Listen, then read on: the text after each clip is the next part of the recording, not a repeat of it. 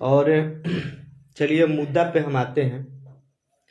मुद्दा ये है कि आप लोग देख रहे हैं कि 2 दिन से 3 दिन से अभी एक एक्सपोज मीडिया वाले हैं विकास जी, बहुत उनको हम अच्छे मानते हैं, अच्छे हमेशा जब भी बनाते हैं तो अच्छा न्यूज बनाते हैं।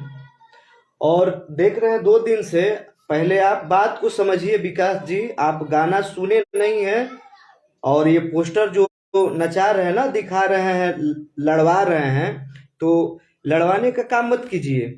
आप जो पोस्टर दिखा रहे हैं कि यादव के घर रंग डली है पसवान, गलत सलत पोस्टर बनवा के, कहाँ सुने हैं सर आप गाना? कहाँ सुने हो भाई? कहीं आप गाना सुने हो हैं? अब तो देख रहे हो कि कोई कुछ कर नहीं रहा है, तो बार बार क्या कर रहे हो कि अब ये देखिए कि यादव समाज का टारगेट किया जा रहा है। हैं विकास जी, उसी में से आप भी यादव जी हैं, ठीक है? गलत न्यूज मत बनाइए, जो गलत है वो गलत है।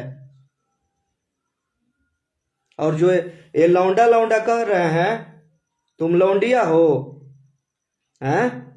हम लोग तो पसवान का लौंडा है, तुम लौंडिया हो ना, ये कबूल करो।